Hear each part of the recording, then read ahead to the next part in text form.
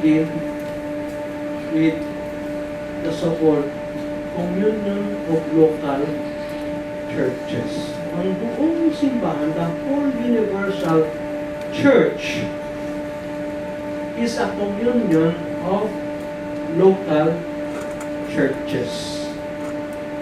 You look at the universal church, there are what is people local churches. First, the particular church ng mga dioceses. Lahat na pag-ignay ng mga diocese, that's a universal church, di ba? And sino ang nag-ugnay sa kanila?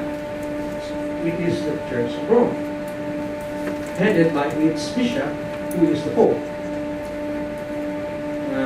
We also speak about the regional level of communion. That is why there are, di ba, yung mga in Asia, there is the Federation of Asian Bishops Conferences, di ba? Na there is a regular coming together. In Latin America, there is a Salle Conferences of the Episcopal Conferences in Latin America. That's again an expression of communion. And of course, the national level, in the Philippines, the CBCP, di ba?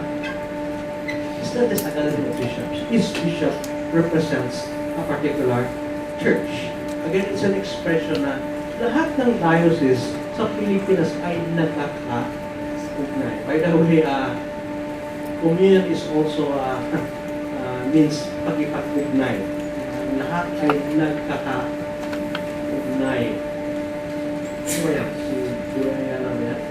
Ang lahat ng bagay ay nagkaka-ugnay. That's what communion is all about. Okay. Look at the diocesan level, di ba? The diocese is composed of what? Parishes, di ba? No parish is a kingdom unto itself.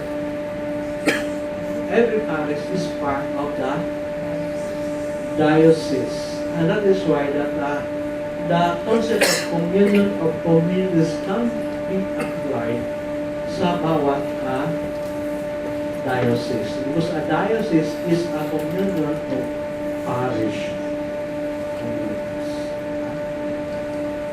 Now we go to the level of the parish. Now the parish is a communion of basic ecclesial communities, plus other faith communities. But I'll talk more about, kasi yung other faith communities are not actually intra-parochial, but trans-parochial. They do not really belong to the parish. They are in the parish, but they have their own trans-parochial. Kaya strictly speaking, it's really a communion of BECs. May plus ka dyan, kasi meron din mga faith communities that are there that have to be integrated in the parish. Like, at the same time, they're not really the trans-parochial by nature. But again, the vision of the parish as not just one community, but a communion of communities. And then if you look at a BEC, it is composed, it is a communion of Catholic families. Mga neighborhood level, kaya yung iba that is why that the neighborhood and also family groupings, but they're all interconnected. Right? You go to that later on. Kaya if you look at the church, it's actually concentric circles. They're all interconnected. This would mean by communion of communities.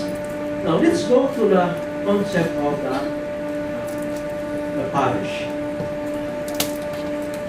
The parish as the locus of communion. And of course, this is the focus for this year. Look at the image. It's not just one large community, but marami mga smaller communities. That's the vision of what the parish is or is supposed to be. Means PCP2 ay may description of what the parish is. Itong sinabi ng PCP2, in the diocese, the parish continues to be the customary place where the faithful grow in holiness to participate in the mission of the church and to live out ecclesial communion. And a parish should be a dynamic, Eucharistic, and evangelizing community of communities. A center that energizes movements, basic ecclesial communities, and other apostolic groups, and in turn, nourished by them.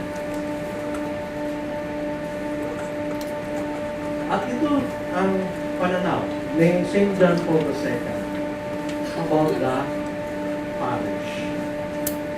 Ayon sa kanya, the parish remains the ordinary place where the faithful gather to grow in faith, to live the mystery of ecclesial communion, and to take part in the church mission. Again, the whole thing, diba?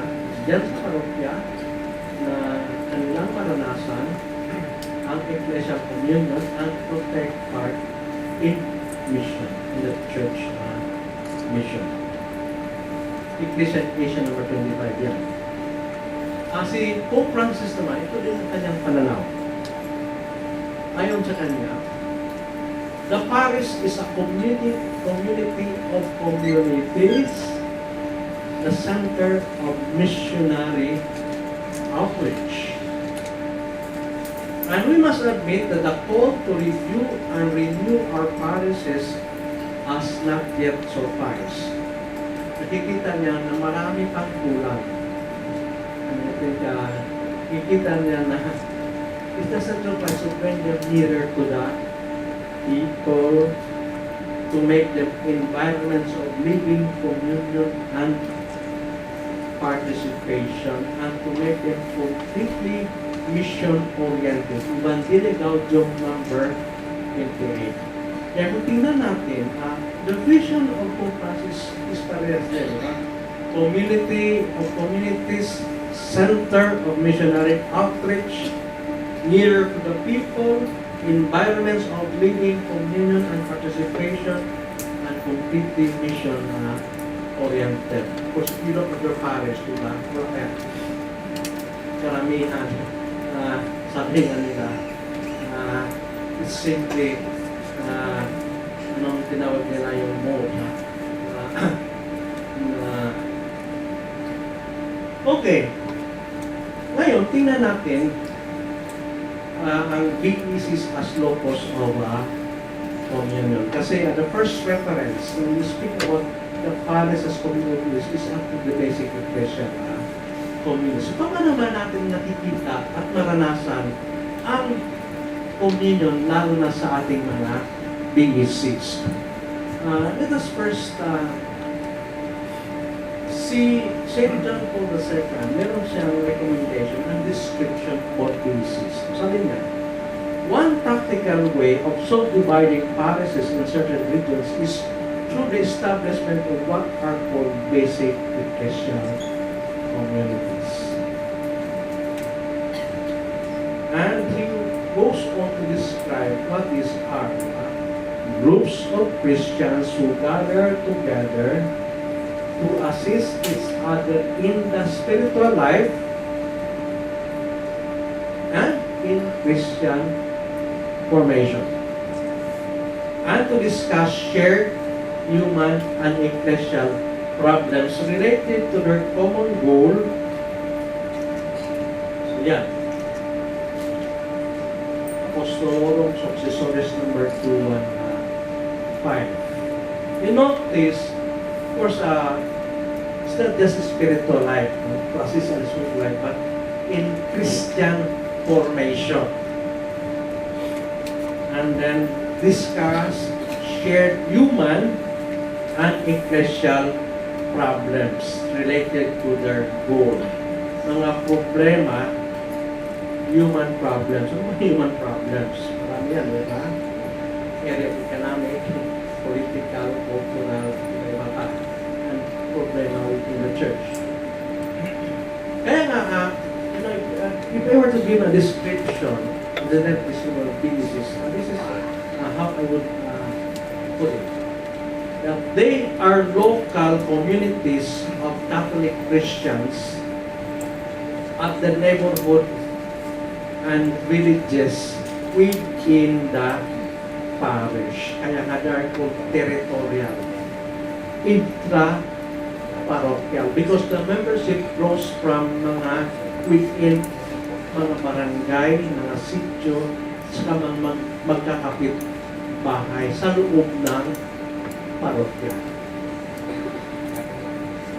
And the members are close to one another and relate to each other as friends, brothers and sisters in the Lord, and they gather regularly to share the word of God and to live it in their daily life. Ay pagtitipon para sa pagkakilong sa salita ng Diyos, and to pray and to celebrate their faith, pagdadasal yan, and they share the resources and find ways to help and serve one another and those who are poor and address their problems. If you notice, hindi niya hanggang dasal at hindi na hanggang pagbagi ng salita ng Diyos. Yung talagang pagkakulong lalo ng mga naghihirap ng mga at saka pagtutugon sa mga problema na kanilang mga hinaharap. So when we speak about the parish as communion of communities, we primarily refer to BECs. Mayroon pong tatlong hugis ng BECs. Historically, there's a chapel-centered, mayroong chapel-centered communities with family groupings or cells, at saka mayroong family groupings or cells pero walang chapel. Let's go to this one by one. Chapel-centered BECs. Alam po ninyo na in rural areas, di ba, and in mga traditional parishes sa probinsya, a parish, there's always a center, poblasyon, pero meron din yung mga satellite, di ba? Barangay. At saka every barangay or community, meron yung mga chapels, di ba? And every chapel, meron yung patron saint, meron yung fiesta. That has always been, kahit tanong pa sa Espanyol, ganyan na yan, di ba? There is the town, poblasyon, and then yung mga satellite na mga barangay. And this has been structured even in Mindanao. Kaya nga it all started. Nakikita ng mga pari after Vatican II na, okay, let's start BEC, but let's build on what we have. Ano nandyan? Chapels, di ba? Ano members, ano ng Catholic families? Problema lang is it's used once a year, di ba? Para sa piyesta. At saka minisa lang once a year sa piyesta, di ba? The rest of the year, territory na naman kambing. So what did they do? Okay, let's start there. And they went to all those mga barangay and they gave seminars on Christianong Katilipan, the Christian community. And then they trained. They said, you choose your mga lay liturgical leaders that will lead your Sunday worship in the absence of the priest. It was called kasaulugan sa pulong, diba? O Bible service. Kaya every week, nagagamit na ang mga chapel. It's a pwera na mga kambing.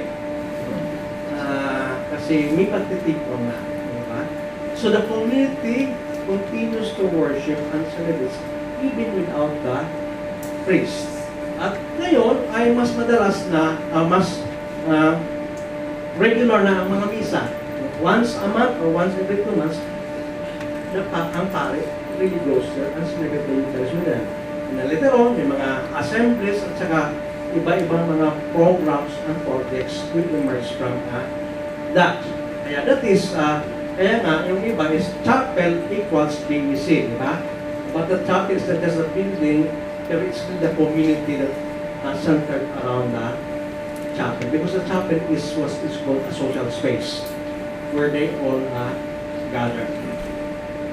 And then later on, they realized na okay, maganda yan, pero dahil wala namang family planning, kaya yung mga barangay ay yung mga barangay na talagang umabot na ng 100 families, di ba?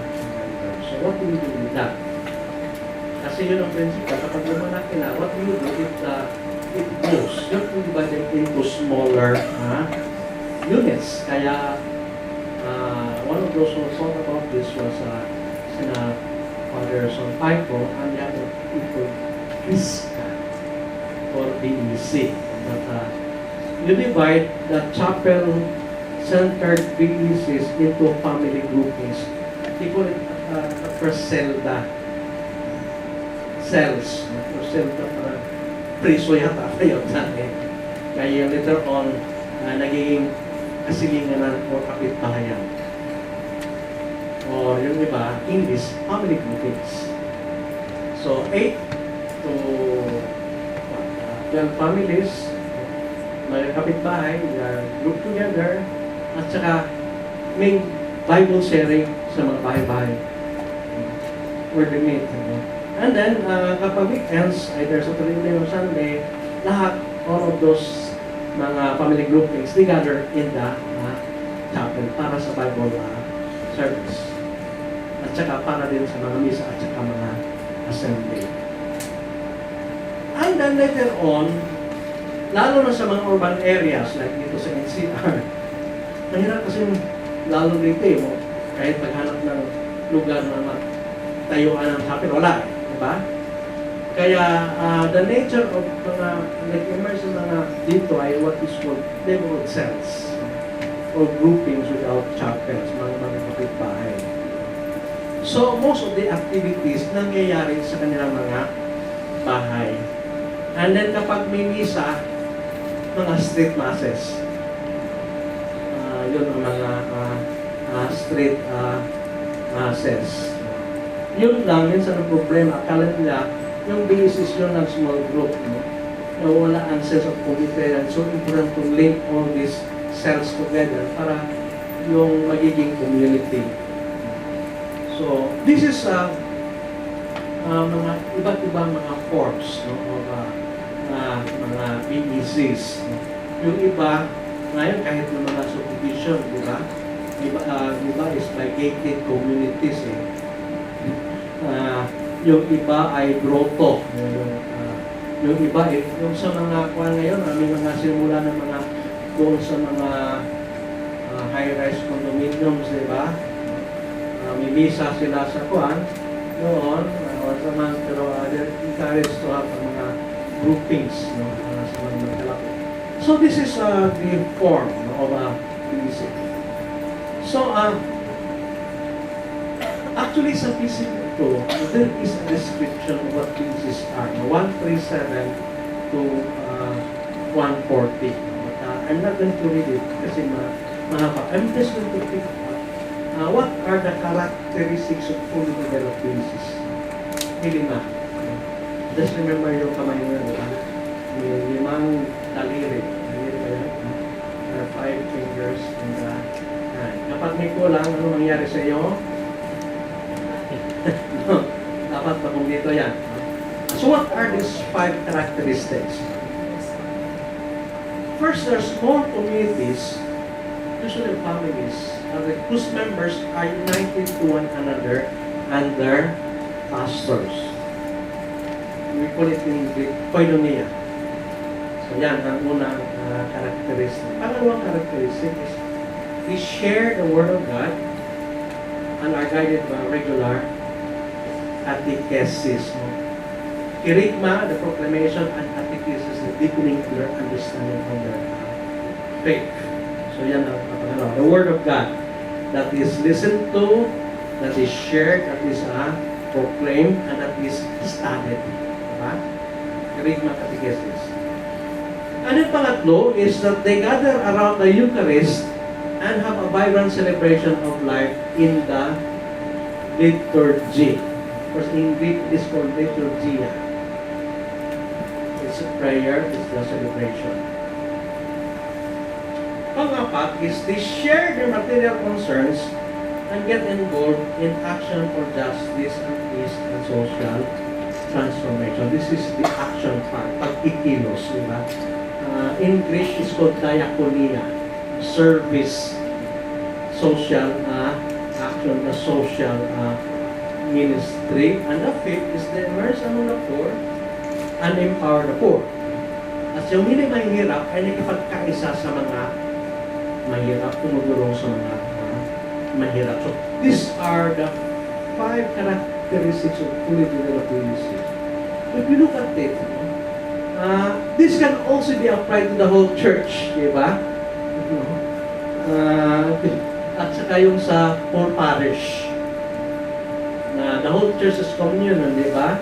At saka yung meron niyang those mission, di ba? Prophetic, charismatic, catechesis, yung the crisis in liturgia, di ba? And then the social action, the diakonia, the church of the poor. But, dapat, kasi minsan is we think na yung mga magkapitbahay na nag-gospel sharing, yun ang binisip. Kulang pa yan. Kasi minsan ay afraid, parang isang parang mother's club. Sampung mga misis na nag-gospel sharing kasama na yung chismis. Yan na. That is a misunderstanding. Ito sa about communities. At saka hindi na gospel sharing. Ang iba pa mga ginagawa. So, paano ba? Again, let's go back. Yung number 1 characteristic, diba? Koinonia. How are PECs nagiging naranasan ang koinonia doon? It is in the PECs that ordinary Christians and lay people can live in communion and experience the church as community. And this is priority yan. To have that sense of belonging, at the neighborhood level, sa ating barangay. We experience the church as community. And in the BECs, they can develop a closer relationship with Christ and with one another. And to experience a sense of belonging and friendship. This is very, very important.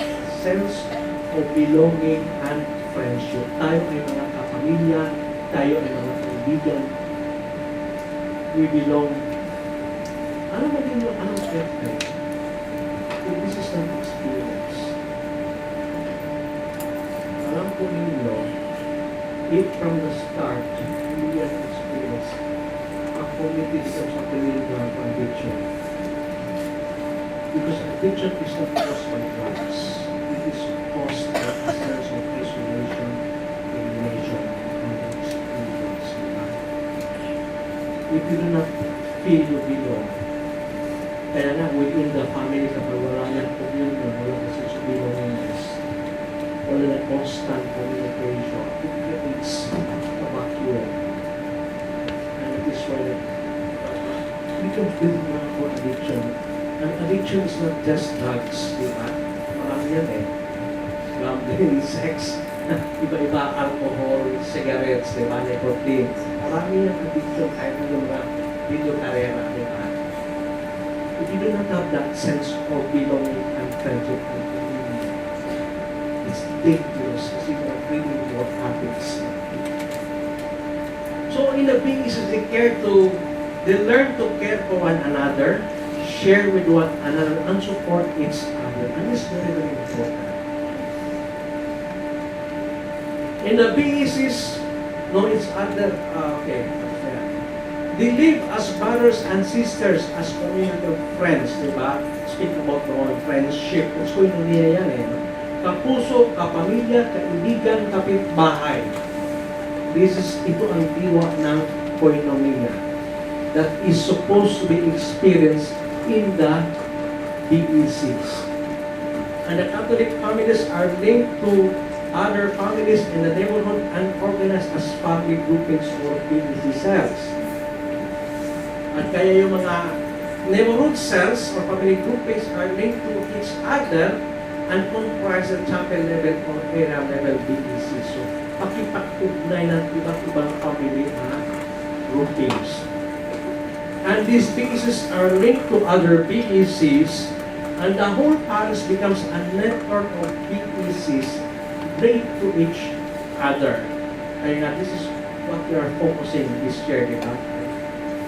And there are lots of celebration and table fellowship in the BECs, koinonia of the table, from simple common meals to fiesta celebration.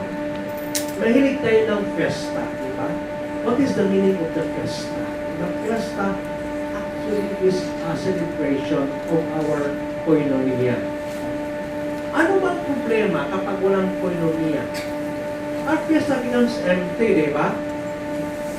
Minsan, fiesta, nagugutom ko ba? O wala kang mapuntahan? O, basta, alam niyo yan ang problema sa akin eh. With this to community, our fiesta are meaningless. Okay, maraming sugal dyan, maraming yung mga ilang but it's not really the real spirit of the fiesta. It's meant to celebrate our communion. So the celebration of the Eucharist is more meaningful since it celebrates late communion. We celebrate how we live, diba? Yan ang is so important. Na we celebrate how we live and we live what we celebrate, which is communion. The unity, friendship, sharing, and participation among the members. That is what the Eucharist is meant to be. Kaya nga yung iba meron pa rin. Kaya rin na sa BEC na pagkatapos ng misa, papuntang na misa. Kahit hindi, parang lipson okay lang. But, if it is, okay, ano ba pa natin, misa? Kahit hindi every week, walang samat lang yan, pero okay pa rin. Buhay na buhay pa rin. Patlak yan, hindi pa rin. Magdala yan sa baryo yan, talagang malalaking mga kawa at saka mga albero. Therefore, magtagal pa mga pan, magdalang mo na misa, 2 hours. Kasi sharing pa yan. Mga magpag-aral pa yan. The sharing of time, talent, and treasure is an essential expression of communion. Diba? Tinawag natin ng communion of goods. No? And this becomes real sa BEC. This generates a spirit of volunteerism, the sharing of time and talent, and some BECs adopt a modified tithing system, which is voluntary. Alam mo ninyo na there is a movement in our diocese of parishes ngayon to abolish the arancel system. Arancel kasi is every year niyang presyo ng mga sacraments. Ngayon, what is happening is there are instead of that, there's what is called modified tithing system. Every family will pledge, magkano ba ang kaya ko ma-share sa community every month? And of course, nire-record yan. Sometimes it's published. Ito family, ito kanyang bibigay. 10 pesos lang. 20 pesos lang. Of course, kung mayaman ka, tsaka bigay mo 20 pesos, makahiya ka. Ano ba yan? No, report yan But that's whole idea there is para bang that of course, yung minsan yung modified tithing system, part of the payments of the community. Part goes to the parish, and part goes to the diocese din. But, it has, in Paris is where buhay na buhay ng business is very successful. Malaking income. Kahit mahirap din, dahil marami, diba? But again, it's the whole concept of koinonia, of sharing. At saka there are also mutual aid systems and income-generating projects designed to help the members who are needy, and even not members of the community. Kaya ito ko sinabi ni St. John Paul II. Because the church is communion, the non-basic communities, if it really in unity with the church, are a true expression of communion. And a means for the construction of a more profound communion. They are thus the cause of great hope for the life of the church. Ito po ang Redemptoris Mission number 51. Ano po na, I like to go into that kasi kanina we talk about the LOMAS, lay organizations, movements, and associations. Sino ba ito ang members ng mga LOMAS? Focus for Christ, ELD, Religion of Mary, Knights of Columbus. Actually, BECs and LOMAS, may mga similarities siya. Dapat kasi katuliko din yan, di ba? But they're not the same. Unlike BECs, which are organic part of the parish, and under the direct authority of the pastoral care of the parish priest and the clergy, ang LOMAS are trans-parochial by nature, di ba? Hindi na kayo dyan sa parochial, pero you have your own structures beyond the parish. No? Kaya nga, they are in the parish but not of the parish. No? Minsan, ang mga membro galing sa parokya, yung iba, kahit hindi taga-parokya, membro ka rin, di ba? At saka, lalo na parang nag-cross boundaries yan. At saka, they have their own structures. They have their own lines of authority and accountability beyond the parish, regional, national, and even international levels, di ba? They have their own leaders. At saka, hindi basta-basta makapasok ang parish priest in yung internal affairs. Unless you ask it to parabang DJ, di ba? Maraming problema dyan, hindi basta-basta he can order you within. Of course, nevertheless, in so far as they work and operate within the parish, they are still regulated by the parish priest, di ba? And expected to be integrated in the life and mission of the parish. No? Ayon po sa PCP 2, dapat na ang mga lay organizations, moving associations, while they are continuing activities, they should be in line with the trust of the diocese and the parish. Their members are expected to be actively involved in the respective BECs, help in their formation and evangelization, and also provide leadership if needed. Kaya nga, what we call double membership. You are a member of your own movement or association at the same time, you are also a member of your own BEC, lalo na in your own neighborhood. It's a matter of time management yan. Hindi yan conflict. Because BECs are not organizations. They're actually the church in our neighborhood, in our communities. So this is a concrete expression of the communion with the parish and the BECs. Okay, let's move to our focus now is ano ba ibig sabihin ng participation in mission. Kasi we speak about forming BECs as agents of communion, participation, and mission. But I fuse participation and mission kasi you cannot have participation in itself. It has to be participation in mission. The ecclesiology of communion is linked with participation and mission. Kaya nga, according to PCP 2, participation is a very important aspect of the church as communion. Kung communion, dapat may participation, di ba? And in the Philippines, participation largely means enabling the lay people to participate more fully in the life of the church and in its task of mission. You know, this is very, very important nowadays. Do you know why? Kasi if you look at the Philippines, ilan po tayo mga Katoliko? 81%. Kaya in a population of more than 100 million, there are 80 million Catholics. Diba? Although, karamihan dito ay seasonal, lumalabas lang kung piyesta na, kung Pasko na, kung week na. Saka karamihan, pinakamarami din ay ang mga what we call nominal. Sa ngalan na. Sa Binyagan, pero KBM. Sa Salle, Binyag, at saka Yuchengco. So if you look at this, no, at saka yung 18 million Catholics, marami pa mga nominal season na.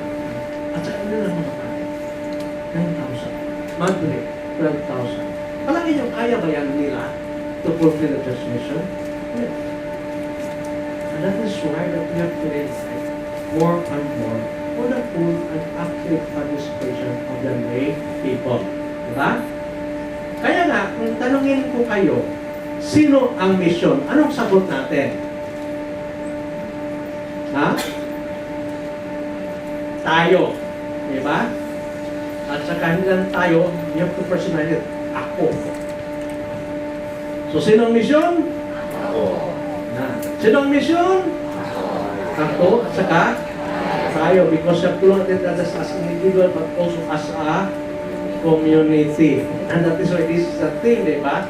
As a community together, we fulfill our mission. Kaya ito ang pananaw ng PCP to about SISS, diba? Our vision of the church as communion, participation, and mission, about the church as a priestly, prophetic, and individual access to the poor. And church religion is defining expression in one ecclesial movement, the movement to foster basic ecclesial communities. Ito po ang pananaw kung ano ang PEC ayon sa PCP 2. Para hindi nyo malalim, okay, so participation in mission was always na hindi lang ang mga hierarchy, kundi ang mga laity, di ba? At saka sa threefold mission, prophetic, priestly, and kingly. Okay, awitin natin para hindi malimutan. Hindi din kayo matutulog.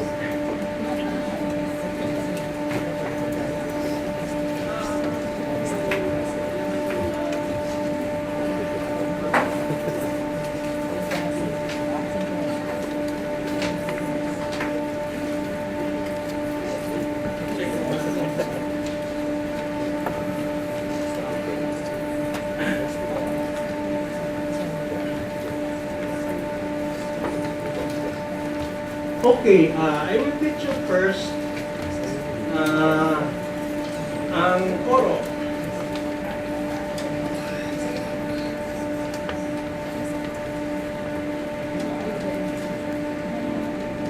Bayang nagpapahaya ng mabuting balita, bayang nananalangin at naglilingkod, bayang nagpapahaya ng mabuting balita, bayang nananalangin at naglilingkod. Okay? Sige. Bayang nagpapahaya ng mabuting balita, bayang nananalangin at naglilingkod, bayang nagpapahaya ng mabuting balita, bayang nananalangin at naglilingkod. Tayo ang sambayanan ng mga alagad, nagkakaisa at nakikilahok sa misyon ni Kristo. Bayang malakari, propeta at hari, sambayanan ng mga luka, iglesyang maralita. Tayo ang sambayanan ng mga alagad, pinagkakaisa at pinagbubuklod ng Panginoon, nagpapahagi ng salita at Eucharistia at mga ari-arian, matalik na kaibigan. Bayang nagpapahayag ng mabuting balita, bayang nananalangin at naglilingkod, bayang nagpapahayag ng mabuting balita, bayang nananalangin at naglilingkod. Tayo ang sambayanan ng mga alagad, bayang nakikinig sa salita ng Diyos at nagpapahayag ng magandang balita ng ating kaligtasan at kaharian ng Diyos. Tayo ang sambayanan ng mga alagad, nanalangin at sumasamba sa Panginoon, handang magbubuwis ng sariling buhay, gaya ni Kristo ang dakilang kunwari.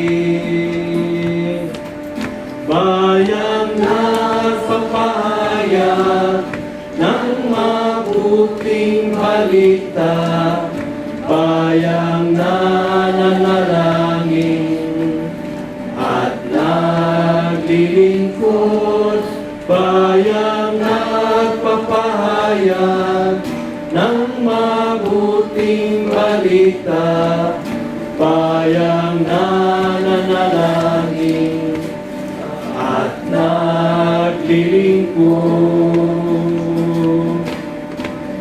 Tayo ang sambayanan ng mga alagad, bayang naglilingkod sa Panginoon, kumikilos para sa hustisya at kapayapaan, nakikibaka, nagpalaganap ng kaharian ng Diyos. Tayo ang sambayanan ng mga alagad, sumasali at pumapanig sa mga mahirap.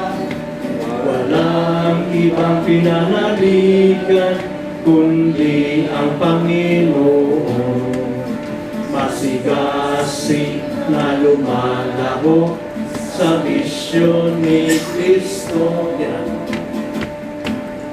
Bayang nagpapahayag ng mabuting balita, bayang nananalangin at naglilingkod, bayang nagpapahayag ng mabuting balita,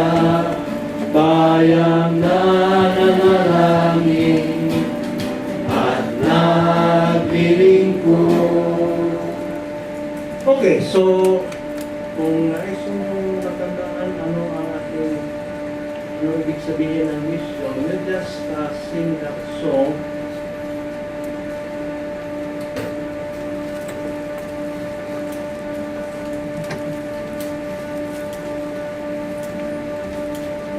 Okay, we're moving to the last part na ano ba ibig sabihin ng participation in the threefold mission. We go to this quick. If I still remember na whenever we speak about mission, participation, talagang in-mission talaga yan. At saka may tatlong mission, di ba? The first is the prophetic mission, at saka mayroong the priestly mission, at saka yung the kingly or servant mission. So, unahan na natin, ano bang ibig sabihin na tayo at saka yung ating mga PECs that we are trying to form participate in the prophetic mission. Filled with missionary dynamism, ang mga PECs, they carry out the prophetic and evangelizing mission whenever they come together sa kanilang mga bahay. At saka sa mga chapels for the Bible service to reflect the Word of God and also the complete situation. Kasi when you speak about the prophetic mission, it is an evangelizing mission to participate lalo na in new evangelization. Diba? At saka itong mga even gospel sharing, coming together, saka yung sa mga chapels, it's already part of that prophetic mission. At saka as agents of new evangelization, they constantly reach out to those who are not active members of the PECs, yung pinag-usapan natin kanina, di ba? Mga seasonal or nominal, at including ang mga lalaki, men and youth. Kasi there is a danger ng ating mga PECs ay magiging mother's club. At saka puro matatanda. No? And also to those who have abandoned the faith. Kaya this is part of being missionary. And the same time, whenever we speak about the prophetic mission, catechesis is an integral part of the prophetic mission. Karamihan sa inyo dito ay mga cateches or involved in the catechetical program. Remember that that is classified as part of the prophetic mission. And these are carried out by various seminars for youth and adults that deepen their understanding of their faith. Of course, kasama na yan ang Flores Dumay. But always remember, kasi we always think of catechesis as children's catechesis, di ba? Sa mga elementary, at saka lalo na ngayon, Flores Dumay, yan ang ating catechesis. Of course, it begins sa mga palataan. But we speak about catechesis kasi it's directed not just to children, but youth at saka mga adults. Because catechesis is a continuing deepening of the understanding of our faith. Evangelization is something that is initial, di ba? That should lead to conversion, pagbabago, pero it has to be followed up by a deepening of that. This is where catechesis comes in. And not to speak about, okay, mayroong school catechesis, so there has to be what is called community-based catechetical program. At saka directed to various age levels at age groups. Isa din sa mga function of the prophetic vision is what is called being the conscience of society. This is very dangerous. What does it mean to be conscious? Evangelization or the proclamation of the word should lead to the formation of a people's conscience. And kasama din ito sa catechesis to teach what is right